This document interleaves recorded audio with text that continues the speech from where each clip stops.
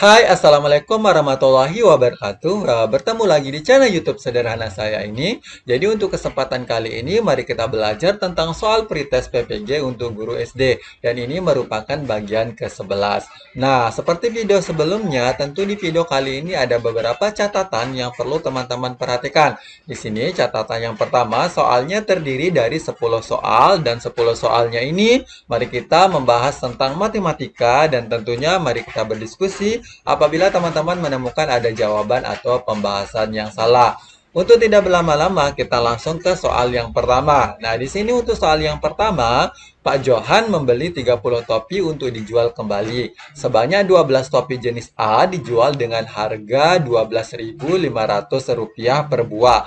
Kemudian 10 buah topi jenis B dijual dengan harga Rp15.000 per buah. Dan topi yang lain dijual dengan harga Rp18.000 per buah. Setelah topi-topi itu habis terjual, Pak Johan memperoleh keuntungan Rp180.000.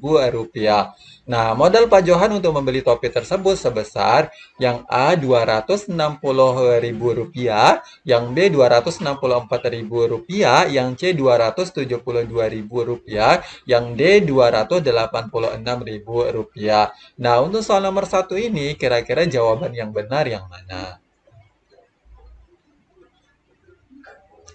Oke, jadi untuk soal nomor satu ini jawaban yang benar adalah yang B, yaitu Rp264.000. Nah, sekarang kita lihat hasil oret-oretnya ya. Di sini perlu kita ketahui terlebih dahulu karena ini jumlah topi yang dibeli Pak Johan itu adalah 30. Sekarang kita hitung total dari semua topinya. Ini kembali kita ke topi yang A, maksudnya kita awali dengan topi A. Topi A jumlahnya 12, kemudian dijual per buahnya adalah 12.500. Maka di sini 12-nya kita kalikan dia dengan 12.500 dan hasilnya adalah Rp150.000. Kemudian topi B jumlahnya 10 dengan harga per buahnya adalah Rp15.000. Berarti 10 kita kalikan dia dengan Rp15.000 dan hasilnya adalah Rp150.000. Kemudian topi C, kenapa topi C? Di sini kan katanya topi yang lain. Berarti ini kita ibaratkan menjadi topi C. Dan di sini untuk topi C ini tidak ada jumlahnya, tapi ini bisa kita hitung jumlahnya yaitu 8. Dari mana kita dapat 8? Ini kan jumlahnya 30. Sedangkan topi A dan topi B ini udah ada jumlahnya. Tinggal 12 kita tambah dengan 10 jadi 22, berarti sisanya adalah 8 topi. Berarti ini bisa kita katakan topi C. Nah, topi C ini jumlahnya 8, kemudian harga per buahnya adalah Rp18.000. Berarti 8 kita kalikan dengan Rp18.000 sehingga hasilnya di sini adalah Rp144.000. Nah, berikutnya topi A, topi B, dan topi C ini ya, hasil penjualannya tinggal kita jumlahkan saja, yaitu Rp150.000 ditambah dengan Rp150.000, kemudian kita tambah dengan Rp144.000 dan totalnya adalah Rp444.000. Nah, berarti di sini, nah, jadi modal awalnya kita cari dengan yang diperoleh hasil menjualnya itu adalah Rp444.000. Kita kurangkan dia dengan keuntungannya yaitu Rp180.000. Nah, berarti modal awalnya itu Pak Johan adalah Rp264.000. Jadi ini tinggal dikurangkan saja ya, sehingga hasilnya adalah Rp264.000. Oke, kita lanjut ke soal nomor 2. Nah, untuk soal nomor 2, silakan diperhatikan daftar harga berikut. Yang di sini ada nama barang, kemudian ada harga-harga, kemudian di sini ada diskon. Nah, yang satu kemeja dengan harga satu kemeja nomor satu kemeja harganya adalah Rp50.000 dengan diskon adalah 10%. Berikutnya celana panjang dengan harga Rp75.000 dengan diskon adalah 15%. Kemudian jaket dengan harganya adalah Rp125.000 dengan diskon 20%. Nah, Budi membeli 2 kemeja, kemudian 1 celana panjang dan 1 jaket. Nah, jumlah uang yang harus dibayar Budi adalah yang A Rp137.000, yang B Rp208.750, yang C adalah Rp253.750, yang D Rp255.000. Nah, untuk nomor 2 ini kira-kira jawaban yang benar yang mana?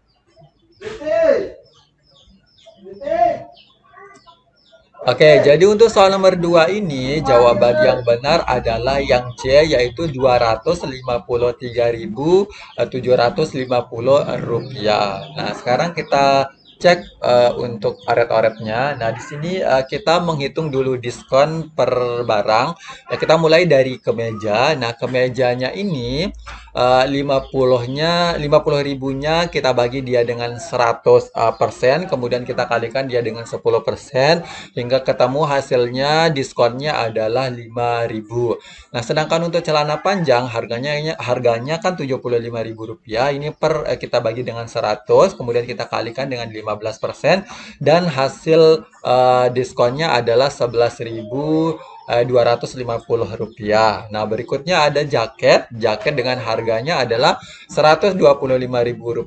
Kita bagi dia dengan 100%, kita kalikan dia dengan 20%, sehingga hasilnya adalah Rp25.000 untuk diskonnya. Nah, karena kita udah tahu nih diskon masing-masing barang, berarti sekarang tinggal kita cek yang harus dibayar oleh Budi. Nah, karena di sini kemejanya potongannya berarti nanti ketika kita beli satu barang berarti Rp50.000-nya kita kurangkan dengan 5.000, sehingga harga kemeja satu kemeja itu harganya adalah Rp45.000. Kemudian celana panjangnya juga Rp75.000, kita kurangkan dengan Rp11.250, sehingga hasilnya di sini adalah Rp63.750 per satu celana panjang. Berikutnya di sini ada jaket, harganya Rp125.000. Kita kurangkan dia dengan Rp25.000, sehingga untuk kita bayar satu jaketnya itu adalah 100.000. Nah, sekarang kita hitung pembelian oleh Budi. Kemeja, karena Budi membeli dua, berarti ini Rp45.000-nya kita kalikan dia dengan 2, sehingga hasilnya adalah Rp90.000. Kemudian celana panjangnya, karena dia beli satu, ya otomatis langsung Rp63.750. Jaket karena beli satu juga, berarti ini 100.000. Nah, sekarang tinggal kita jumlahkan atau kita totalkan, berarti 90.000 kita tambahkan dengan Rp63.750 ditambah dengan Rp100.000, sehingga hasilnya adalah Rp253.750.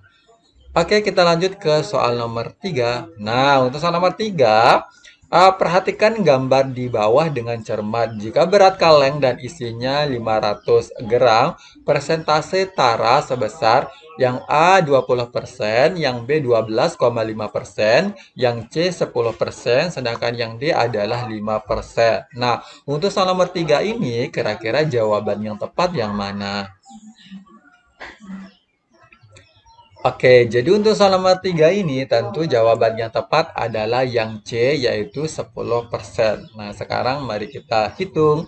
Nah, jadi kita sekarang hitung brutonya. Brutonya adalah 500, kemudian netonya adalah 450. Nah, di sini perlu kita jeli untuk netonya karena di sini dia menggunakan gambar. Berarti teman-teman juga perlu memperhatikan gambar supaya nanti bisa menghitung presentasi dari taranya. Nah, di sini saya tunjukkan. Nah, jadi di sini untuk netonya adalah 450.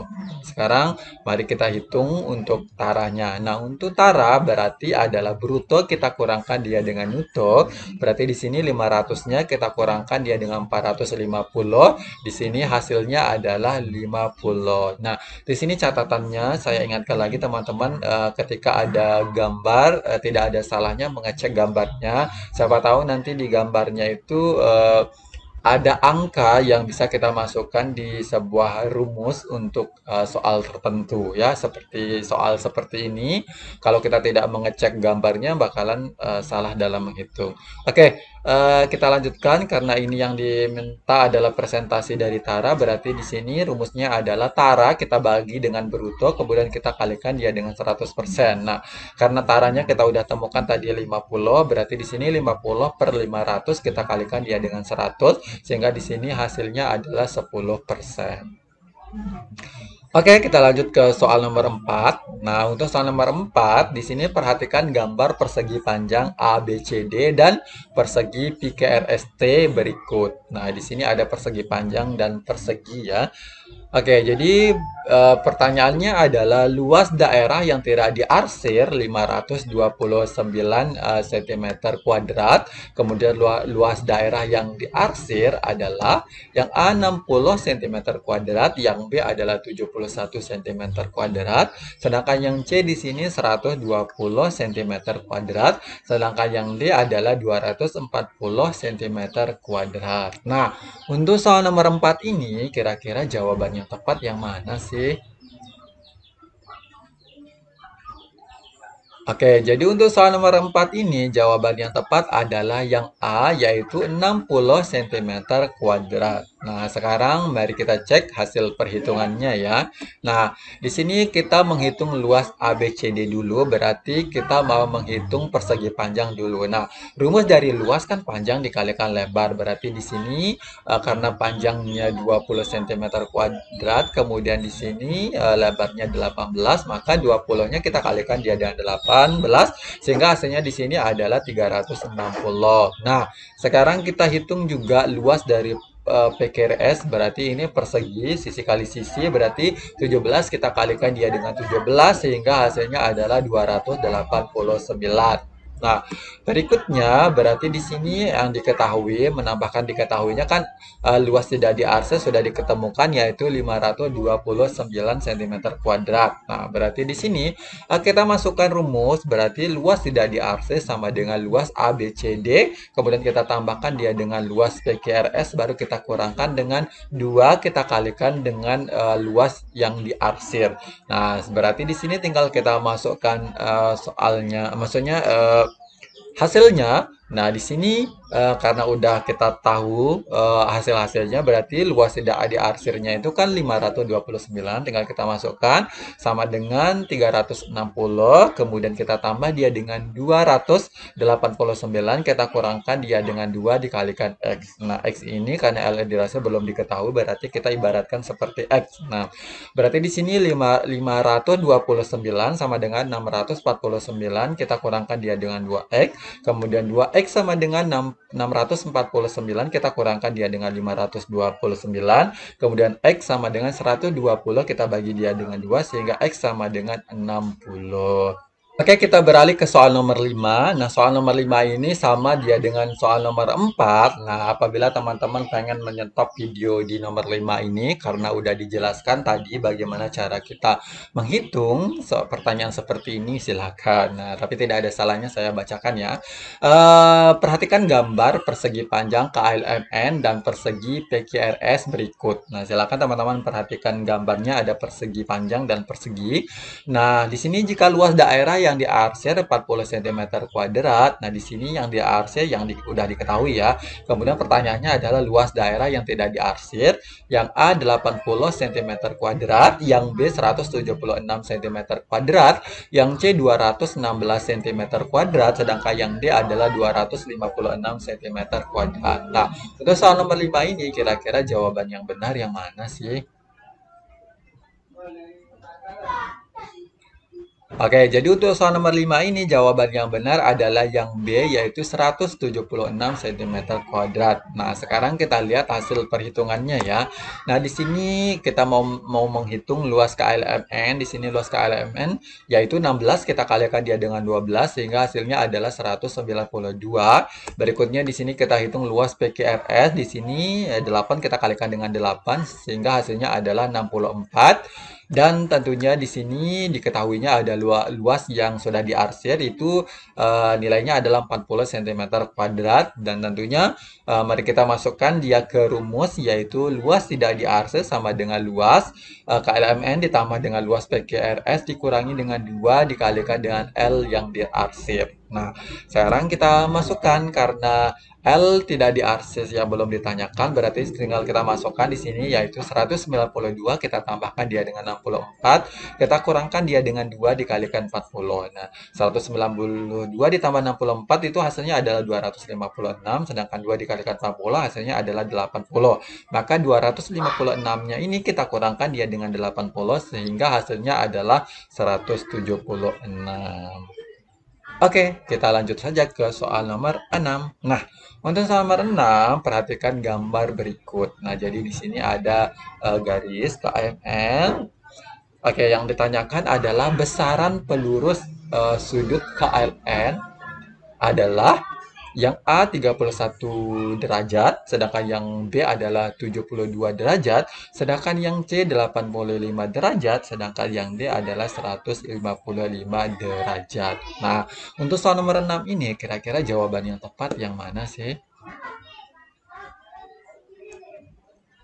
Oke, jadi untuk soal nomor 6 ini, jawaban yang tepat adalah yang B, yaitu 72 derajat. Nah, sekarang kita cari definisi tentang sudut berpelurus supaya kita memahaminya. Jadi, sudut berpelurus adalah dua buah sudut yang saling membentuk sudut lurus jika sudut ini dinyatakan dengan sudut X dan Y. Nah, maka sudut X akan menjadi sudut pelurus bagi sudut Y sehingga sudut X dan Y tersebut dinyatakan sebagai sudut yang berpelurus. Besarnya sudut berpelurus adalah 180 derajat Celcius. Nah, di sini penjelasan tentang sudut berpelurus karena ada sedikit kebingungan tadi bagaimana cara menghitung soal seperti ini. Sekarang kita cek. Nah, jadi cara kita menghitung tinggal kita masukkan seperti ini ya. 3x-nya kita tambahkan dia dengan 15, kemudian kita tambahkan dia dengan 2x plus 10 disama dengan 180. Nah, 180 ini karena sudut berpelurus itu adalah 180, berarti nanti kita masukkan dia dengan seperti ini. Baru 3x kita tambahkan dia dengan 2x sehingga hasilnya 5x.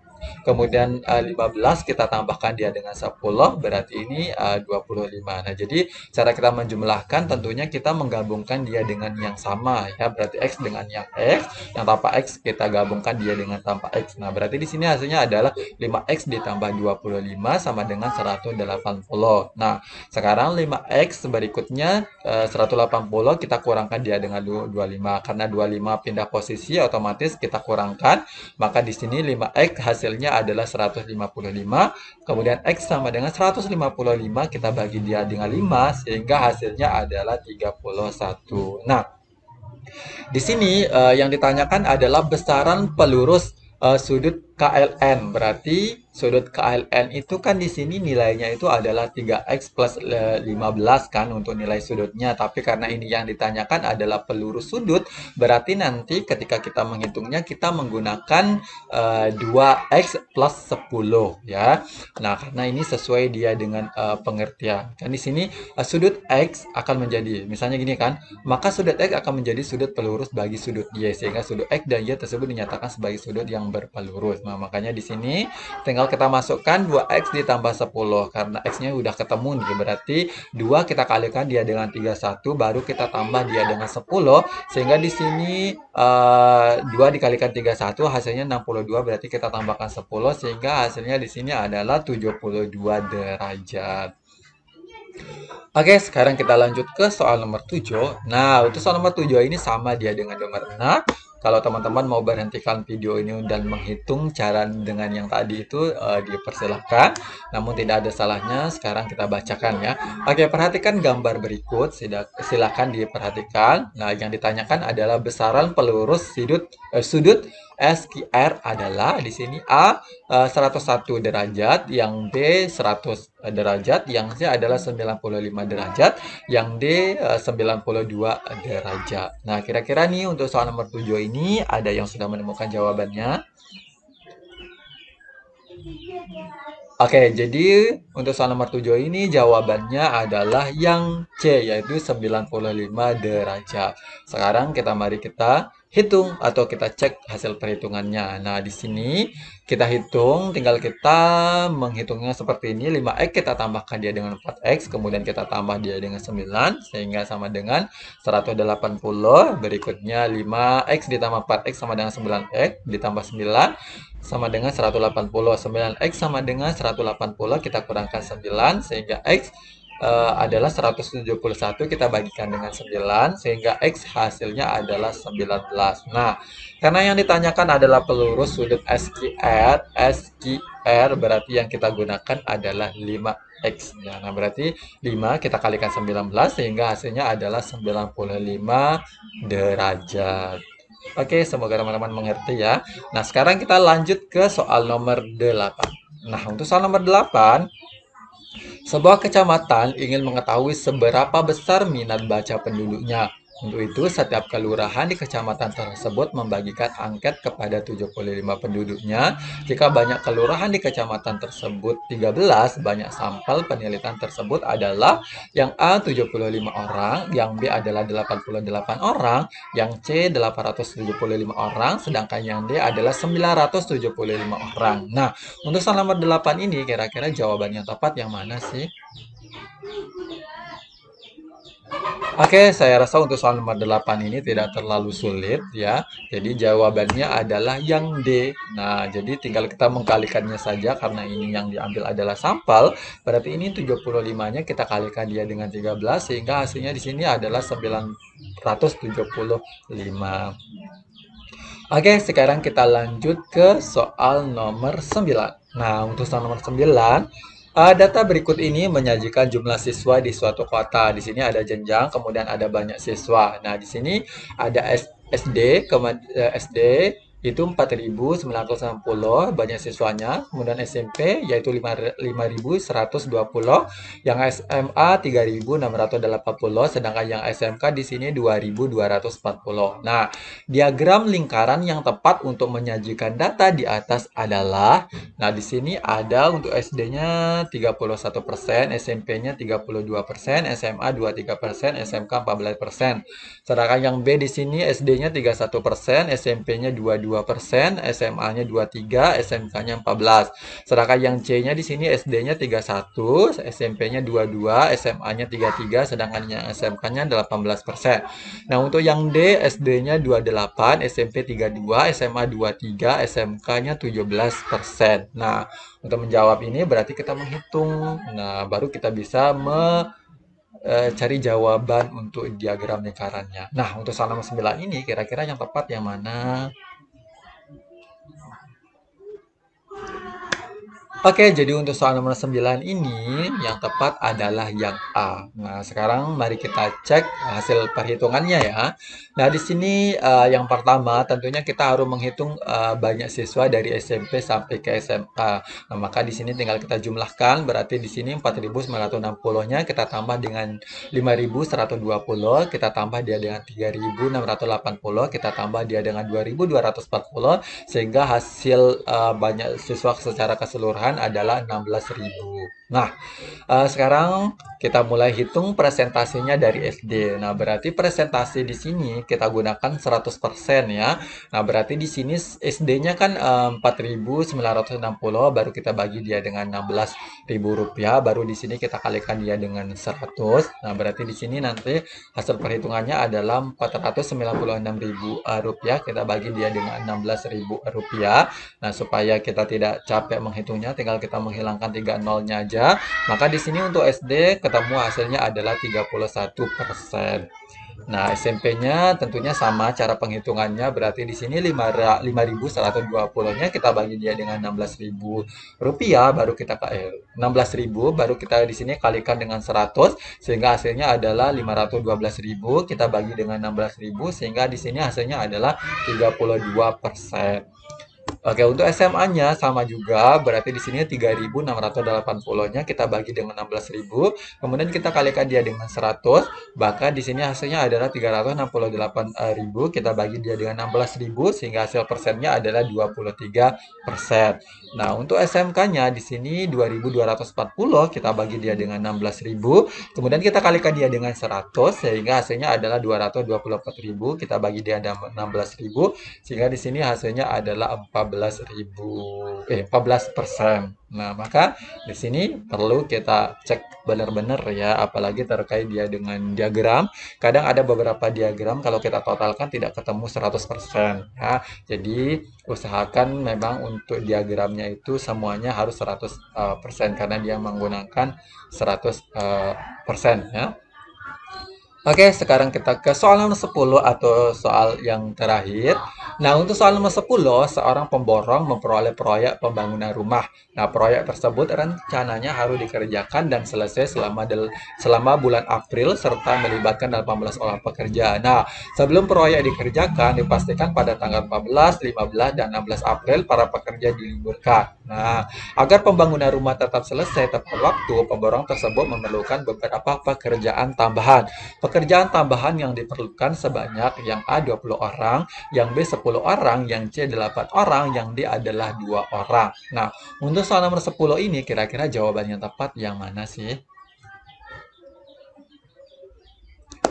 Oke, jadi untuk soal nomor 10 ini jawaban yang tepat adalah yang D yaitu 2 orang. Nah, sekarang mari kita cek hasil perhitungannya ya. Nah, di sini kita buat rumus kayak gini yaitu P atau H. Jadi P-nya ini pekerja yang hanya adalah hari. Nah, di sini yang pertama ini pekerjanya adalah 18. Ini dia kerjakan selama bulan April. Nah, bulan April itu bisa kita hitung adalah 30 hari, maka di sini kita susun 18 ditambah dengan 30. Nah, berikutnya di sini eh, sebelum proyek dikerjakan dipastikan pada tanggal 14, 15, dan 16 April ini pekerja diliburkan dan dia mencari tambahan pekerja. Berarti ini adalah 18, kita tambahkan dia dengan X karena kita tidak tahu nih jumlah pekerja yang mau ditambah. Kemudian jumlah harinya kita kurangkan dia dengan 3. Kenapa kita kurangkan dengan 3? Ini kan 14, 15, 16 hari itu kan bisa dihitung 3 hari. Maka di sini 30 dikurangi 3, maka di sini nanti hasilnya adalah 27. Nah, setelah kita susun ini, tidak ada salahnya mari kita melihat rumus tentang perbandingan berbalik nilai. Nah, di sini untuk perbandingan berbalik nilai itu rumusnya adalah X1 kita kalikan dengan Y1, berikutnya X2 kita kalikan dengan Y2. Nah, berarti istilahnya kita kalikan dia dengan searah ya, atau di depannya. Nah, berarti di sini tinggal kita masukkan, berarti 18-nya kita kalikan dia dengan 30, kemudian 27 karena 30 dikurangi 3 tadi 27, bahkan 27-nya kita kalikan dia dengan 18 ditambah X, sehingga di sini 18 kita kalikan 30 hasilnya adalah 540, kemudian 27 kita kalikan 18 adalah 486, ditambah dengan 27 dikalikan X maka 270X. Nah, di sini baru kita tukar posisi lah istilahnya ya. Maka di sini 27X sama dengan 540 kita kurangkan dengan 486 sehingga hasilnya di sini adalah X 54 dibagi 27 sehingga X sama dengan 2. X sama dengan 2. Nah, jadi ini pekerja tambahan yang diperlukan. Jadi pertanyaannya adalah pekerjaan tambahan yang diperlukan sebanyak. Nah, jadi kalau dia pertanyaan berapa jumlah pekerja berarti nanti bisa saja jawabannya adalah 20 ya. Tapi di sini karena yang ditanyakan adalah pekerjaan tambahan yang diperlukan. Jadi kita perlu menganalisis atau memeriksa pertanyaannya supaya kita tidak salah ya. Oke, mungkin hanya ini yang bisa saya sampaikan. Kalau matematika, semoga tidak berlibat cara saya menjelaskan. Apabila sekali lagi menemukan ada jawaban atau cara saya yang salah, mohon dikritik atau diberi saran. Sekali lagi, kurang lebihnya mohon dimaafkan. Wabillahi taufiq wal hidayah. Wassalamualaikum warahmatullahi wabarakatuh. Bye-bye.